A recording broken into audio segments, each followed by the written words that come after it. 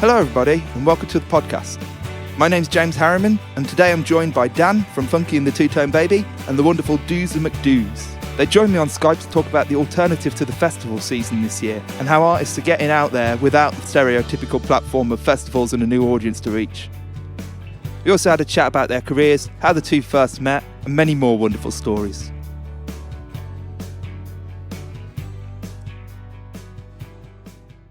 Hello. How you doing? I'm alright, how are you guys? Yeah, alright, thanks, alright. Good. In the grand scheme of things, fucking spectacular. That's alright. Is Doozer eating an orange? Orange o'clock. I was drinking, I've got my wine rack behind me. Nice. Yeah, I'm a wine drinker, that's the worst of all the drinkers. I don't know. Fucking, we have a Monday. We always go down the pub as mates on a Monday anyway, so we're still stuck to it on Google Hangouts. And like Tuesday has just been a fucking write-off for this entire thing. It's just, like I was drinking fucking tequila slammers at like last night. That would explain why your head hurts this morning. Yeah. Right, so welcome to the podcast. How are you both doing? Thank you very much. Very well, thank you, man. Thanks for having me. And I'm just checking my connection here. Hey, hey, you're back. All right. We nearly lost Doozer then. Just like there's a certain point where the reception works, and that's where the fire pit is. So, yeah. Are you sitting in a fire pit? No, I'm sitting. The phone's led up next to the fire pit. That's the perfect way to do it. I can't just move your phone like that far and it will work. Yeah, pretty much. Welcome to the country. It's the power of a good sing-along. Are you based in the country then? Yes. Yeah, I'm in Essex at the moment. But we've been on the move in our van for the past 7 years. So all this has just meant like life has stopped. Yeah. So this has been been in one place for, about at least 7 years, I think. So you, I take it you travel from place to place up and down the country for the festivals and stuff? Yeah, pretty much, yeah. That's what my summer's been for the past summer year. Well, the year's been. It's just been kind of moving around. We've got a few places we take the van and we can stay there for a bit, but on the whole, it's moving, keep going, next place, next thing. Yeah. Oh, it's nice. It's a nice way to live, though. Yeah, it's been all right. It's got its ups and downs. We've learned it's kind of swapping a whole load of other problems with living in a house to having a whole different load of other problems living in the van. But I like it though. But yeah, it's certainly a lifestyle. I always thought you were London-based. You see, somewhere with an accent. Doozer is famously an Essex man. Like, it's like one of the main points about Doozer is that he's from Essex. Yeah, he's pretty much. It's half of hospitality. You're gonna murder me, but I was about to say Essex is London, isn't it? Well, I can understand. So where are you, James? I was from Birmingham, so I used to live in Birmingham, and I'm down in the southwest now, down in Bath, which is very weird at the moment because the place is dead. Like, there's normally 101 tourists, and there's literally no one, so that's a bit weird. Yeah, I bet. So anyway, I'm going to ask you a couple of questions just to get us sort of used to talking to each other and to get a bit of info on you guys, if that's all right. Yeah, go for it. Yeah. So, Dan Funke is the person that suggested this. Where did you both get your names from? I think that was the thing I asked you not to ask. Oh, did you? Did you ask me not to ask that? I won't ask that then, if you don't mind. What you do, whatever you're going to ask, be a bit more interesting to ask us more than just. Oh, I thought you.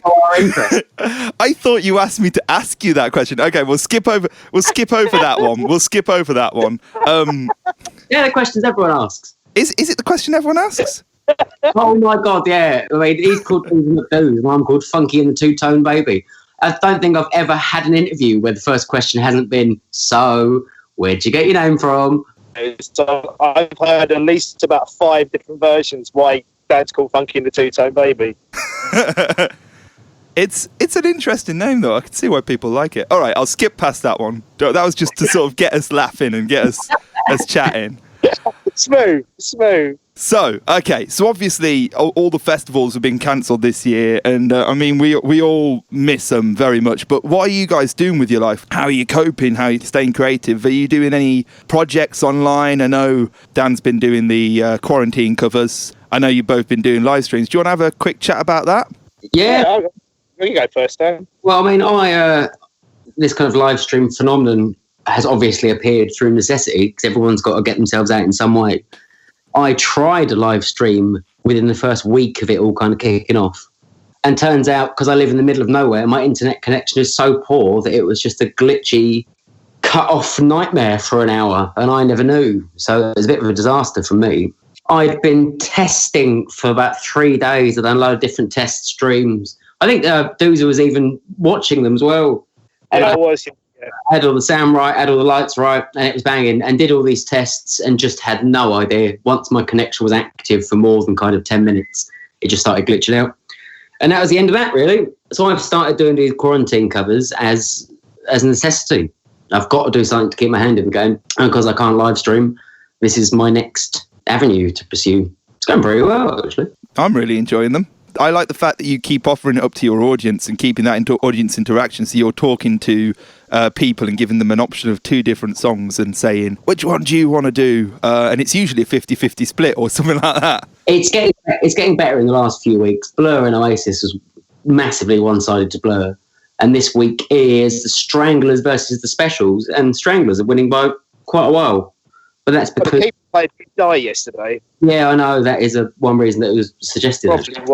I should really give some context because I'm not quite sure how quickly I'm going to be able to get this out, hopefully within the next couple of weeks. But we're recording this at the start of May, May the 5th, just in the height of coronavirus. And it's a bit mad for all us artists at the moment. Yeah, very much so.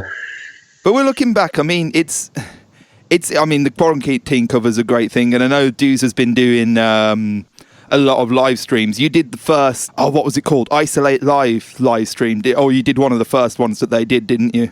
Yeah. So, I kind of saw, I don't know, it's that whole thing when it all kicked off. I kind of felt like we were really late to the game because when the whole lockdown thing happened, or at least before it happened, go back a little bit, I had a birthday gig booked in Amsterdam. And on Friday the 13th in March, I got a phone call saying that that's been cancelled and Amsterdam's going to be shut within a week. And then we kind of went, bloody hell, if Amsterdam's been shut and that place never stops, we had to go find somewhere to hide.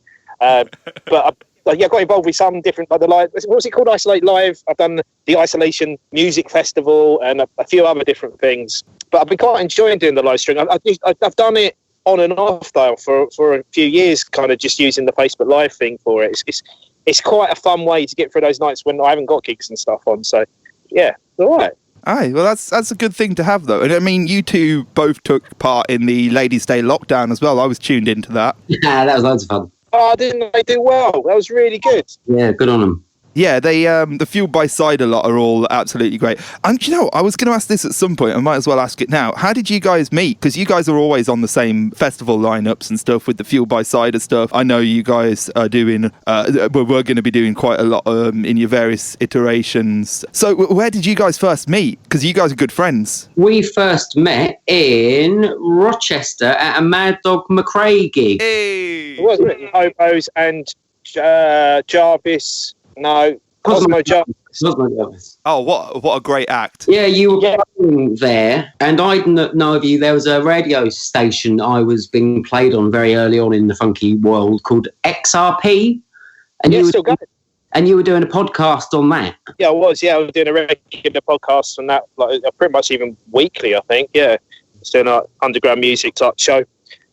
Yeah, that's the first time we met, and then we bumped into each other again in the first Hobo Fest, and that was literally just before me and Birdie hit the road properly. And we just kind of hit it off, really, haven't we? And we've done loads together.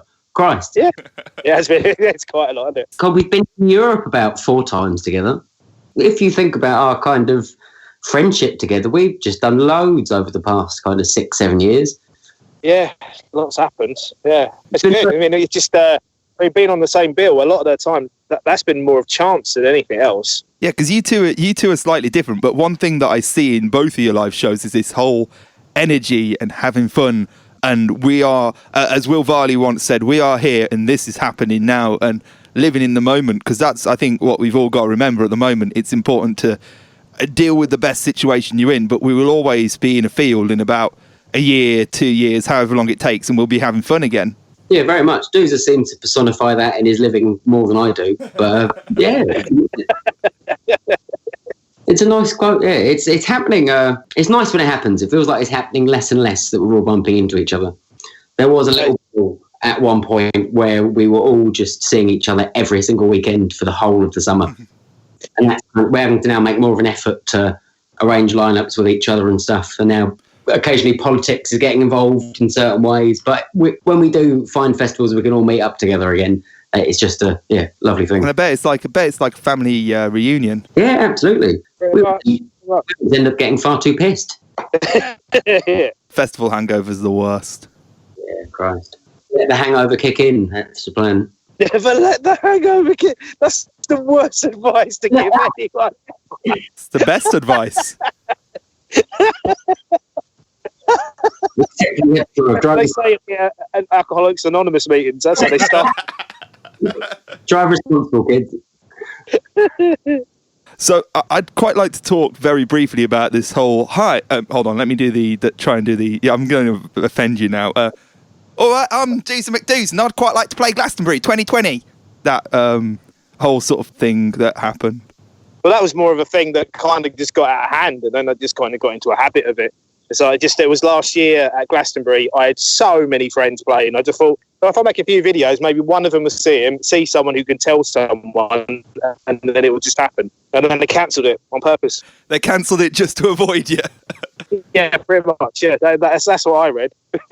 How dare they? This is a conspiracy theory and a half. I think it was a great idea. Fantastic campaign. It would have worked eventually. That was fun, though. Less than a minute every time. Finding a minute to make a video every day isn't as easy as it sounds. It's like those people that do daily vlogs, really. I mean, that's why I tuned in, because there were very short blogs telling us what you were doing. Yeah. Oh, cool. Yeah, it worked though. It was a good thing. I tried to carry when I heard Glastonbury was getting cancelled. I wanted to carry on doing the daily videos, but I don't know. I kind of just had enough. It's just like, you know what? I'm just going off for a bit, figure out the next thing to do. Yeah, because you were in the studio, weren't you, at one point? Was you? Yeah, I've been working with a guy called Sam Duckworth on and off for the past 2 years, working on this album, and we was in, but we've done the bulk of the drums and stuff done in September, and then the rest of it was done in the complete craziness in January, where the guy was squeezing me in around lots of different acts and stuff. It was like a proper studio. And but my time was from 9 o'clock till 6 o'clock in the morning, or from 7 o'clock till 11 before the next band comes in. And the whole of January was like that. So I went from being absolutely crazy January, then I went on tour with Smoking Donuts, so the whole of the end of January, bit of March. And then it's been a bit of an odd year, really, so far. That's an understatement, isn't it? Really, a little bit. Yeah, right. You mentioned Smoking Donuts. Do you mind if we briefly talk about that? Yeah. I must admit, I do love Smoking Donuts because of just the way that the songs are rearranged and the way that it seems like a party. I haven't been able to make it down to a gig yet because you haven't come down to Bath or Bristol, but I do want to catch it at some point. We'll talk about the actual project, but first, have you thought about, is that sort of like a project that you continue with? Is it a temporary thing? I don't know. It's I think while me and Les are having a lot of fun with it, I think it's going to be something that happens, because that's the main reason. It's been a lot of fun. I've been gigging on my own for so long that just having someone else with us, that me and Les get on so well, we bounce off each other a lot, and yeah, it's just a lot of fun. The gigs are all about having a good time, and Les has got like serious, stupidly huge back catalogue, and between us, it's loads and loads of songs. Of course, yeah, no. Have you thought about doing anything online for that project? I'm thinking logistically, have you had any thoughts about Smoking Donuts digital gig at all, or anything along the lines of that? Did talk about it when this first started kicking off, but I know he's currently working on the new Abdul Jackroff album. I don't know if you've seen what he's been doing, but he's just released 2 EPs since all this, and so I think he's kind of in his look. He's got a studio in his house, and he's just been like writing and recording the whole time. So I think he's mainly been doing that. But we have talked about doing something. I've just got to try and figure out how to do it. But I'm guessing, like, Dan, you just did a thing with Sweet Chunks Band, didn't you? In your last. As I said, because I can't do any live streaming, and how I got involved with the Ladies' Day side of thing, and how me and Stuart collaborated, is I've got to do pre-records. That's the only way that I can do it. So I basically just knocked out the track, sent him the track. He recorded his part, sent it back to me. And I put them together. It actually was far simpler than I expected it to be. It just kind of worked. Some of them from last night's Fueled by Cider thing, they did this thing where they'd get the whole band, get them all to record their individual bits and just chuck them all together in a multi-track. I think that's the future of collaboration at the moment, because we don't know when this is going to end. So, I mean, we've all got to look after each other and support each other as artists, particularly with people like you two or... not you two, we don't like Bono, but... The problem with all this, or the problem that I'm finding, is that I never particularly expected to end up in quarantine. And everything I've ever bought musically has been involved in a live setting. And now suddenly I've got to start knocking out material of quite high quality over the internet video form. And I've got real limited resources to do it with. I'm running like a kind of small monitor PA through a desk into a program via a weird input which isn't really working, and I can't really mix it because I don't really have the equipment to do it. So suddenly you're required to have all this infrastructure to be able to do all these live streamings or recordings or band rehearsals, which I've never invested in. So I'm really doing the best with what I can manage at the moment. I'm using like an old broken iPhone to do all my filming on because my current iPhone won't hack it. It's a real nightmare. But on the positive side, you're churning out some fantastic content, man. Like, genuinely, like, these quarantine covers are looking fantastic. Last night's stream was really cool, and I think everyone in your fan base is really enjoying it. So I think that's a really positive thing. It is very cool. But that won't undersell it. It is a phenomenal amount of effort per week to get all this done. Of course, of course. Another thing, I'm really struggling with internet connection as well. So it's taking me about 3 hours per minute of video to send. So I've got 3.5 minute videos take me 3.5 hours to send to a friend who's then uploading it on my behalf. So I can't do a concert because it would literally take me the best part of 20 hours to upload the thing. Yeah. So that's a real challenge. I think that's a really valuable thing to think of, though. You're finding ways around, like, the situation. I mean, I know it might take you a ridiculous amount of time, but you're still being active. You're still getting out there. But both of you are. Yeah, through being fortunate. I mean, I've got a lot of friends who are currently helping me do it. Like I said, I've got a friend who's uploading it on my behalf every week. I've got another friend who's mixing it every week on my behalf. And that's just people being very kind. It's collaborating as well. It's people collaborating and working together to help each other in these troubling times. Which is very lovely. It's still a bit of a pain in the arse, though. It's a bit of a pain in the arse. That's the understatement of the year. Isn't that just music, though? Music's just a whole load of pain in the arses. That is very true. But how are you doing, Dooze? I mean, like I said, I can't imagine that you've particularly invested in like a heavy home recording setup. No, I haven't got. I used to have all that sort of stuff, but that's all like kind of disintegrated over the years of just traveling around so much. I'm doing pretty much everything off of my phone. I mean, I got a half decent phone with a half decent camera, but still just doing it all off my phone. I'm trying to do. I'm wanting to do like weekly YouTube videos as well, so I've been working on that. I'm also trying to figure out what I'm actually doing with it and how it works. And I'm doing the live stream thing, and I've been doing it a bit sporadically, to be honest, but that's been quite fun. It's like I kind of like yesterday morning, like I'm doing one tonight at 7:00, but I kind of this is the first time I've actually tried to advertise it, other than like if I've done it for other people. But I kind of went live yesterday just as an idea, just to tell people that that's happening.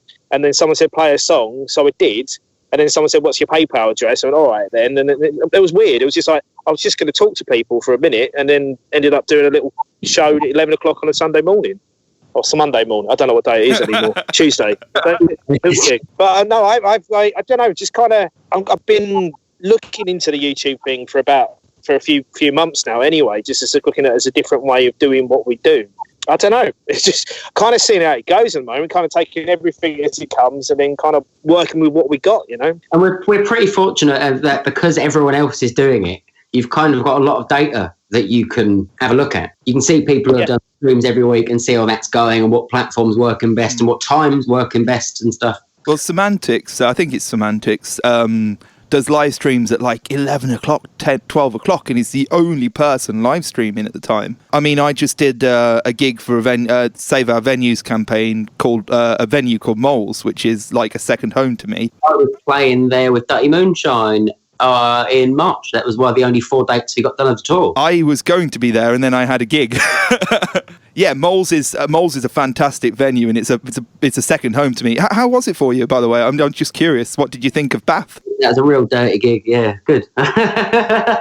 Real dirty gig. Real dirty gig. Yeah, you got to come down to Bath. We've got the best venues. We've only got 2 left, though. I mean, they're all shutting down, but we've let's not be sad. You'd have loved the Nest, man. And the Nest was proper. If you think Moles was a dirty underground venue, you should have seen Nest before it shut down. I said the gig was dirty. The venue. Oh, okay. But no, I did obviously that stream and that sort of 9 o'clock time. When do you think's the best time to publish and post? What, anything in general? Yeah, well, now, like in this timeless, bottomless void. At the moment, with all this going on, it really doesn't matter when you post something on. I've done random live streams about telling anyone I'm doing it whatsoever, just because I was bored. And still the same similar amount of people seem to turn up whatever sort of time they are, because people are at home. I don't know. I think people are a lot more locked in for a while than they've been for a long time. Just keep in touch with people and that. Well, a lot of people furloughed or like not in work or should be. But anyway, there's more bodies currently at home of a day. So you can get away with doing a live stream at 11 a.m, 12 midday, 1 o'clock, and there will still be people around. It's still probably prudent to do it in the evening because that's when everyone is at home. But then everyone else is doing it in the evening. It's all well and good to do one at like 11 p.m. or midnight, but I've got an old boy who lives next door to me, so I don't particularly want to be doing a full Funke set at like midnight. Yeah, irritate him enough doing these quarantine covers every week, let alone starting it up. You've just got to find your platform and time which you feel best represents it. It's a difficult one, isn't it? No, it's all new. I think it's all just trying out different things. It really is. It's really nice, though. It's nice that we're all able to, in this digital age, still able to carry on doing what we're doing. I mean, I don't know what we'd be doing if we didn't have the internet. There will be other ways of doing it. It's still a very nice opportunity to expand an audience, to kind of keep your current audience engaged. It's just switching up forms. I'm going to talk about 2 more things, and then I'll let you disappear and head off. Thank you so much for letting me chat to you. By the way, as you can probably tell, I'm not very good at this yet. We're working on it. Yeah, I'm fine, man. It's all good. It's all good. I'll be tuning into that live stream tonight, though. That'll be nice. I put it up on my TV. I think everyone should get bigger and bigger TVs if we're stuck in lockdown, and then you can have a real life person there. Full size. I was chatting to someone the other day. They said they've just got their hold of a really big old Bluetooth speaker. And I think a lot more people, if they can, are kind of trying to do it a bit differently. Live stream on a phone is all very well and good, but second you can put it through some headphones or a decent sound system, the level of quality in audio suddenly shoots up so much, and it's much more of an enjoyable experience. Oh, definitely. Anyway, so shall we talk about a little bit about collaboration, about how people are working together to raise each other's profiles? So, like, obviously, the biggest thing that the festival seasons brings to us every year is new fans, new followers, new people to check us out and to enjoy what we do. With no festivals, people are sort of trying to help each other out. Like, I recently worked with Nasty Fishmonger because when I recorded their single, and I worked with them on their page, and that was in return for me working with them in Christmas last year and bringing them to where I'm from. So do you feel like it's important for people to be working with other artists and for artists to be supporting each other? Yeah, always. Yeah, that's kind of how it works, like all the time. I mean, as I said earlier, I was like, I've got quite into the YouTube thing. My birdie's been into it for a lot longer than me, but that's exactly how they do it. They get different YouTubers that will collaborate with each other to just to help each other and push it along. It's just why not? Why wouldn't you do that? I mean, we've been doing bits on and off for like the first thing we did. I can't remember what we had to post a photo of each other doing something. It was wearing each other's t-shirts, and whoever could get the best photo won something, and had to do star jumps at a festival, and then or drink a shot. Shots, yeah. And I won, but you came on stage and just jumped around for a bit, and then Gail gave me the most horrific drink at the start of my set, and by the end of my set, I couldn't even see. So I didn't really win.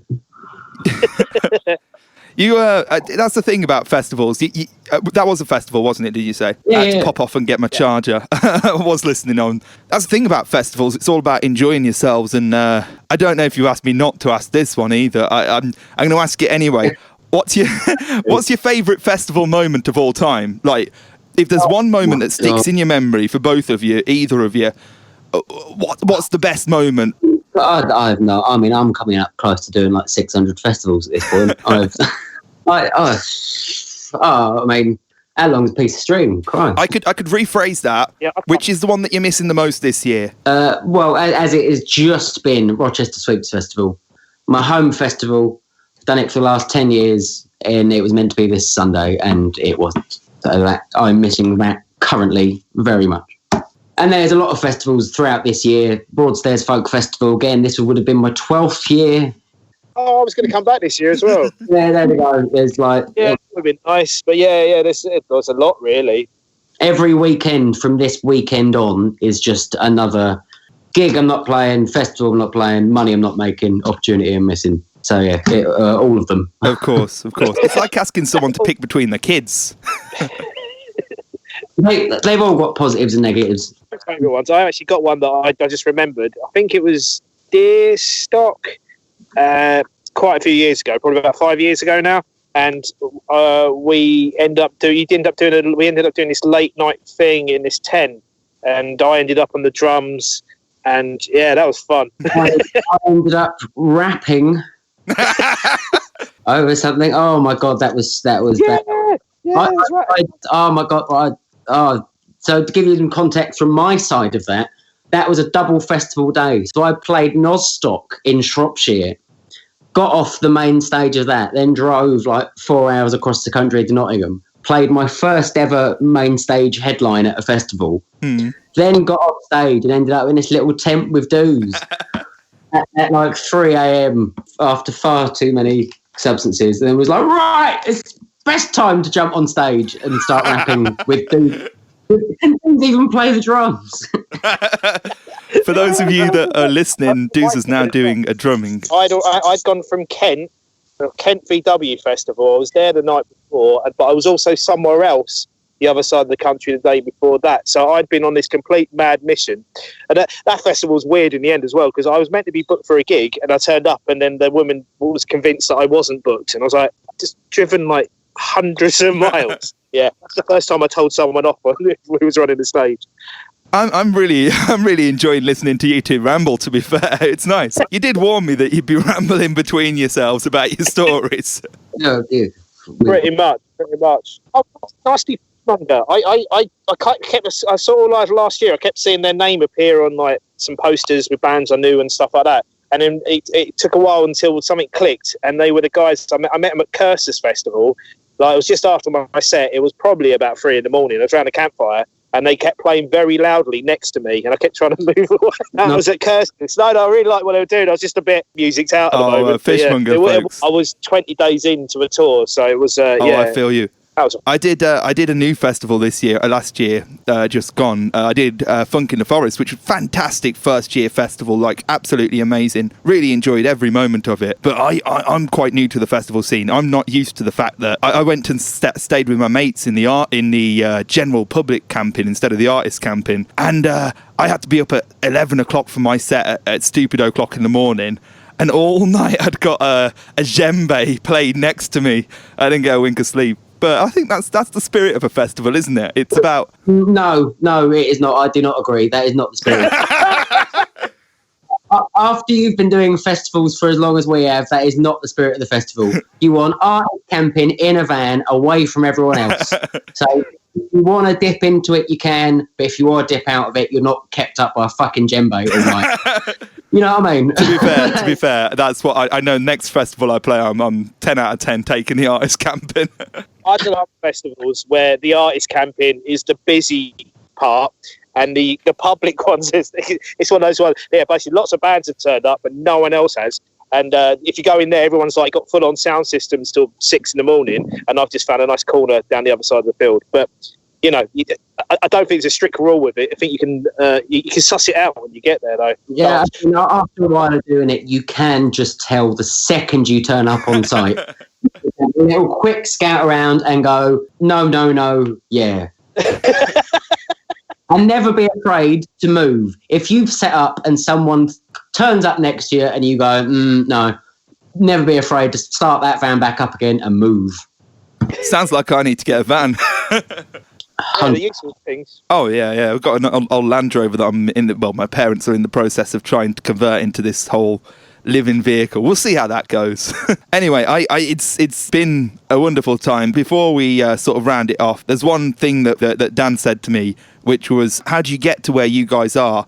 And you said something along the lines of, be everywhere. Do you want to just quickly talk about that and just offer some advice to anyone, even in these times or in the future, anyone that wants to be legends like you two? I think my advice was be everywhere and work hard. And I think Dooze did the same thing at the start. There's like 7 days in a week. There's no reason why you shouldn't be gigging for 7 of them. It's a small country. If you think about it, in 3 hours from wherever you are, you can probably hit about 15 major cities.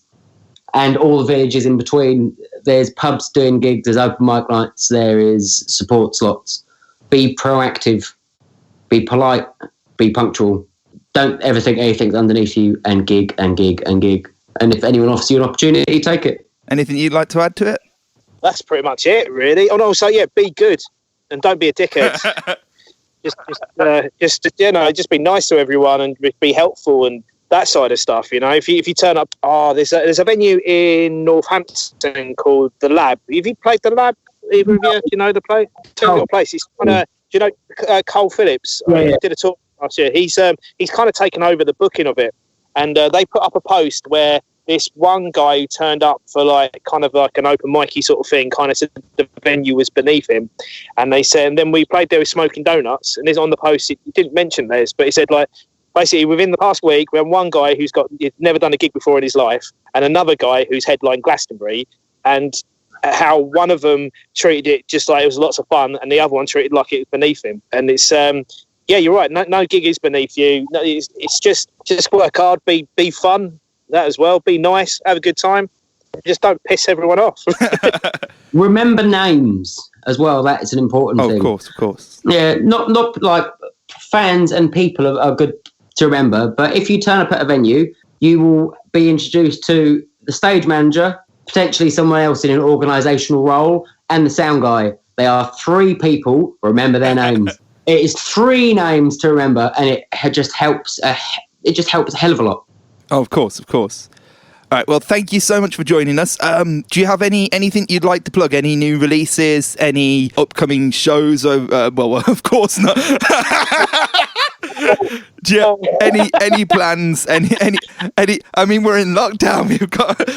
Do you have any releases planned? Anything exciting in the works? Anything anyone should know about? I should have some new music coming out soon. I've got basically, because of all this, my plans of what I was going to do in my album is completely changed. So, but there will be new stuff coming out from me quite soon. Yes, and doing the whole stringy. But Dan's doing his weekly things. They're good. Yeah, but every Monday I'm releasing a new quarantine cover. There's a vote every Tuesday. And hopefully, are you going to be rejoining Dirty Moonshine when everything blows over? Hopefully. That tour has been fully rearranged for September and October. I don't have the dates off the top of my head.